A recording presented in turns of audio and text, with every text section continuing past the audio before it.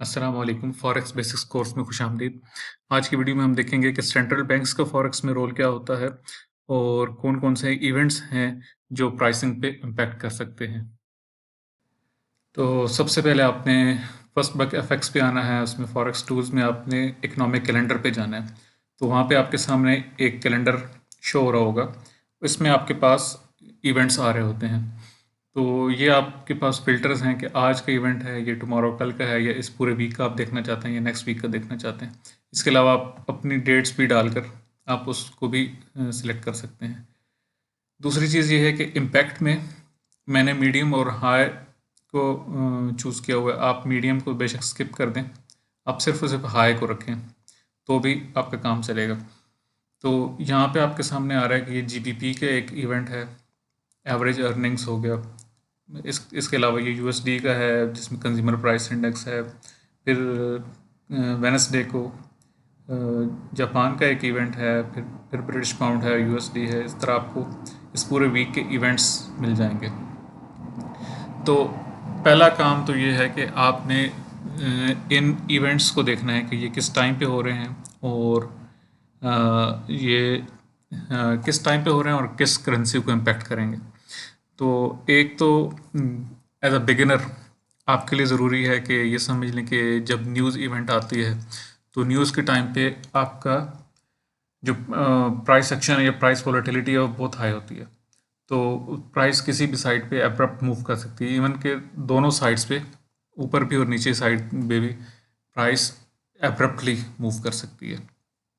तो एक तो ये चीज़ होगी। दूसरी चीज़ ये है कि यहाँ पे आपके सामने 3 कॉलम्स आ रहे हैं कि फर्स्ट कर लें, हम एवरेज अर्निंग्स की बात करते हैं तो जो प्रीवियस डाटा था वो हमारे पास 5.9% था। अब जो फोरकास्ट है, यानी कि जो हम तवक्को कर रहे हैं कि वो आएगा 5.7%। तो अगर ये 5.7 से ज़्यादा आ जाता है तो ये हमारी यानी कि फोरकास्ट को बीट कर रहा है, तो यहाँ पे ये ग्रीन कलर में आएगा और इस सूरत में आपको ये जो जीबीपी की प्राइस है वो ऊपर की तरफ जाने के ज़्यादा चांसेस हैं। अगर ये डाटा प्रीवियस फोरकास्ट से बुरा आता है, यानी कि 5.7 से नीचे आ जाता है, तो उस सूरत में जीबीपी के गिरने के चांसेस ज़्यादा हैं। तो एक तो ये एक बेसिक सी चीज़ है जो आपने समझनी है कि आपने इकोनॉमिक कैलेंडर्स को किस तरीके से आपने डिप्लॉय करना है अपनी ट्रेडिंग में।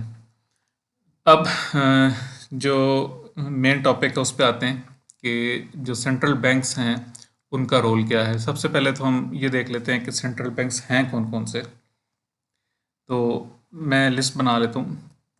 एक है यूरोपियन सेंट्रल बैंक, उसके बाद है फेडरल रिजर्व जो अमेरिका का है, यूरोपियन सेंट्रल बैंक ये यूरोप का है।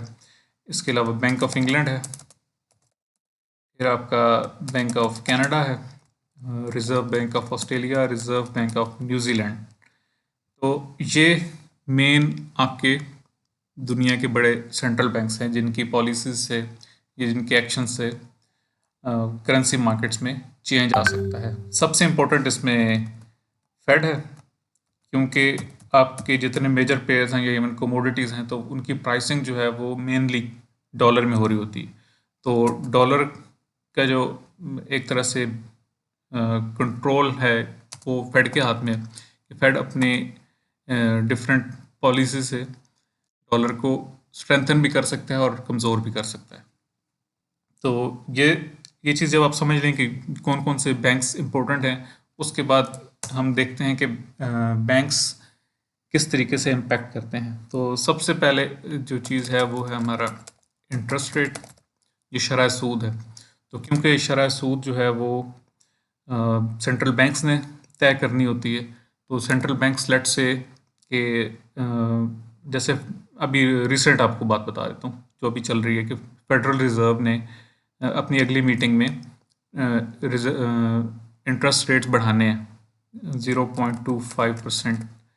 परसेंटेज में ये 0.25 है, लेकिन इसको आप जो प्रोफेशनल टर्म्स है उसमें आप 25 बेसिस पॉइंट्स कहते हैं या बीपीएस कहते हैं। तो अगर तो इंटरेस्ट रेट किसी भी करेंसी का बढ़ता है तो उस सूरत हाल में वो करेंसी स्ट्रेंथन होती है।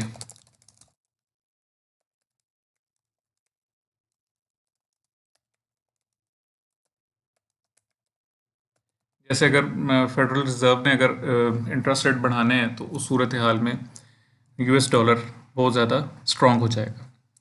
इसी तरह अगर कोई सेंट्रल बैंक है जो कि रेट्स कम करता है, इंटरेस्ट रेट्स कम करता है, तो उस सूरत में उसकी करेंसीज डिवैल्यू होंगी। तो इसके भी रिसेंट जो पिछले एग्जांपल्स हैं हमारे सामने, वो बैंक ऑफ कनाडा की एग्जांपल है, जो मुसलसल जो है ना वो एक क्या उसे कहते हैं, रेट्स कम करने की पॉलिसी पे है।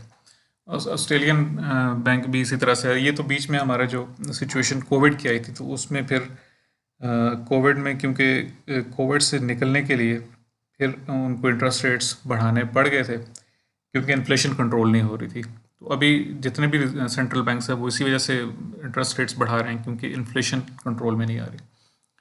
तो मेन जो है वो हमारा मेन फैक्टर वो इंटरेस्ट रेट है। लेकिन इंटरेस्ट रेट बहुत सारी दूसरी चीज़ों पे डिपेंड करता है, जिसमें आपका जॉब्स मार्केट डेटा हो गया, आपका इन्फ्लेशन डेटा है जिसको आप सीपीआई से मेजर करते हैं, कंज्यूमर प्राइस इंडेक्स से। तो ये दो मेन पैरामीटर्स हैं। उसके अलावा आपके जो पीएमआईज हैं वो मैन्युफैक्चरिंग भी हैं और सर्विसेज भी हैं। अब जैसे आपको पता होगा कि यूके जो है ना वो सर्विसेज बेस्ड इकोनॉमी है, उसमें 70% जो है उसकी है इकोनॉमी का रेशो है वो सर्विसेज पे डिपेंड करता है। तो उस वजह से जो सर्विसेज पीएमआई है यूके की वो बहुत इंपॉर्टेंट है, उसको देखना ज़रूरी है। तो ये जो डाटा है, ये जितने भी ये वेरिएबल्स बनते हैं, जॉब्स मार्केट है, इन्फ्लेशन है, पीएमआई, और भी बहुत सारे रेलिवेंट डाटा हैं, ड्यूरेबल गुड्स सेल्स है, जॉब मार्केट के रिलेटेड बहुत सारे डिफरेंट वेरिएबल्स हैं, जैसे अनएम्प्लॉयमेंट है, वेज ग्रोथ है। तो इस तरह के बहुत सारे वेरिएबल्स हैं जो सेंट्रल बैंक को इंडिकेट कर रहे होते हैं कि इस वक्त इकोनॉमी की क्या सिचुएशन है। तो जब किसी बैंक ने इन्फ्लेशन को कवर करना होता है तो वो अपने इंटरेस्ट रेट्स बढ़ाता है।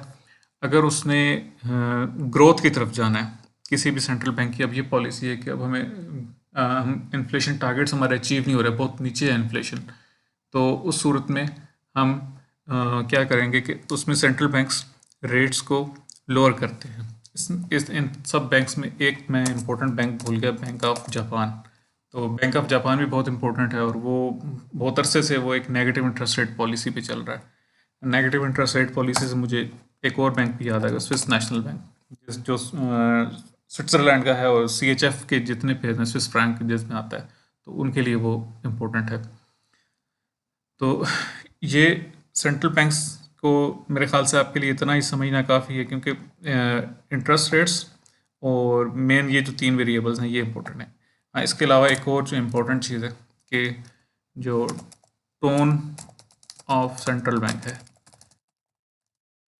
टोन क्या होती है कि लेट्स से कि वो समटाइम्स जो पुराने ट्रेडर्स हैं वो बताएंगे कि समटाइम्स ऐसा होता है कि इंटरेस्ट रेट्स उन्होंने कम किया लेकिन वो करेंसी फिर भी स्ट्रांग हो गई, या अदरवाइज इंटरेस्ट रेट्स बढ़ाने के बावजूद भी जो करेंसी है वो स्ट्रेंथन नहीं हुई। जैसे जीबीपी का हमारे सामने एग्जांपल थी कि लास्ट टाइम उसमें रेट हाइक्स आए भी थे तो उसमें वो उस तरह से स्ट्रेंथन नहीं हुआ था। तो उसमें क्योंकि टोन इम्पोर्टेंट होती है, जब भी सेंट्रल बैंक के जो एक क्या उसे कहते हैं, जब रेट डिसीजन आता है, इंटरेस्ट रेट डिसीजन आता है, उसके साथ उसकी एक पॉलिसी स्टेटमेंट आती है, मॉनेटरी पॉलिसी की एक स्टेटमेंट आती है, या फिर उसके मीटिंग मिनट्स आते हैं, तो उसमें हम टोन देख रहे होते हैं। तो टोन अगर तो टोन स्ट्रॉन्गर है कि वो कहते हैं कि हम इंटरेस्ट रेट्स को बढ़ाएंगे या हमारे लिए इन्फ्लेशन टारगेट्स को अचीव करना बहुत ज़रूरी है, तो इस तरह के अगर वो टोन यूज़ करते हैं जिसमें वो एक अपनी करेंसी को स्ट्रॉन्ग करने की बात करते हैं, तो उसको हम हॉकिश कहते हैं। और इसका अपोजिट, यानी कि अगर कोई सेंट्रल बैंक कहता है कि नहीं, हम जो है ना वो हमारी इकॉनमी इस काबिल नहीं है कि हम इंटरेस्ट रेट्स बढ़ाएं, हम इंटरेस्ट रेट्स कम करेंगे, तो ऐसी टोन को हम डोविश कहते हैं। तो मेरे ख्याल से हमारा जो हम क्योंकि हम हमारी ओवरऑल जो हमारी टेक्निक्स हैं वो हमारी टेक्निकल्स पे बेस करती हैं, क्योंकि हम टेक्निकल ट्रेडिंग पे ज़्यादा फोकस करते हैं। तो ये जो सारी फंडामेंटल्स की इंफॉर्मेशन है, तो ये सिर्फ हमें एक सरफेस नॉलेज चाहिए ताकि हम अपने आप को बड़े नुकसान से बचा सकें। तो आज के लिए इतना ही। इस वीडियो से रिलेटेड कुछ आपको क्वेश्चन हो तो आप लाजमी कमेंट सेक्शन में पूछेगा। नेक्स्ट वीडियो में हम कवर करेंगे कि अगर हम न्यूज़ को या इन इवेंट्स को हम टेक्निकली कैसे यूटिलाइज कर सकते हैं अपनी ट्रेडिंग में। Thank you for watching.